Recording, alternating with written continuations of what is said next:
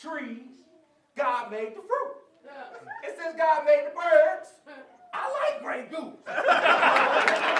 Taia back in with you, Slap Battle. We are with the other half of Drunkenness Vs Self Control. You, my friend, we're Drunkenness Warborn. Yes, welcome, everybody. A few questions for you as we talk a little bit about your position in your battle. So tell us a little bit about your position as it relates to self-control. Okay, my position was drunkenness. It was my job to kind of represent the vice of drunkenness, which is definitely something that a lot of people deal with. You know, I'm actually myself, that was something that God delivered me from, you know, alcoholism, so I could write from a real place and a real perspective, just from personal experience, you know. Absolutely.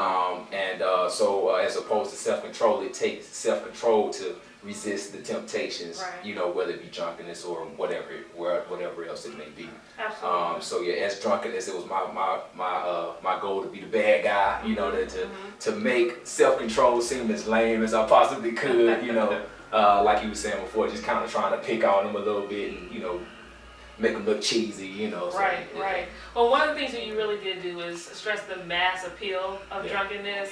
And so how did you kind of think about that beforehand, about how you wanted to present that and make sure that everybody understood that it did have mass appeal? Well, yeah, because I mean, it's something that a lot of people do, you know. Not everybody are drunks, but, you know, alcohol is something that the society at large, you know, enjoys, you know, something that a lot of people do socially or just hanging out with friends or whatever. So it's definitely does have mass appeal. So yeah, definitely. You talked a little bit about your testimony a little bit. So was that part of your prep work, just kind of getting ready for the battle?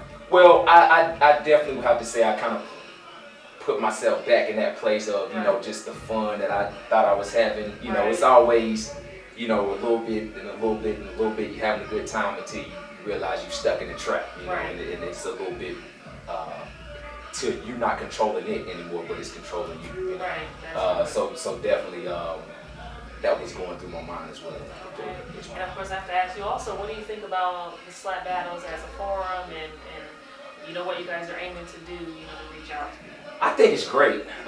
You know, everybody loves, most people like hip hop, you know. It transcends color, race, nationality, and all of that. So it's definitely a great tool and a great avenue to be able to present things like this, you know, where you get both sides of the story, both sides of the coin. And I mean, without music, I like it that way because it's you definitely have to hear the message that's being brought across, you know.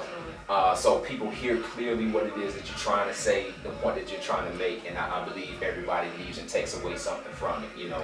And as an MC, you know, as an artist, the challenge is presenting it clearly and being intentional about sending them away with something. You know, it's not just bars, you know. So I like the virtues versus vices, where it kind of, you know, where people be like, man, you know, I never thought about that, or you know, okay, maybe I'll, you know, gives another perspective that, you know, some people that may be trapped in certain things or dealing with certain things may not see. So I did. Well, what about your contact information? Where people kind of I'm on Facebook, Twitter, and SoundCloud, all at Warborn, WARBORN 704.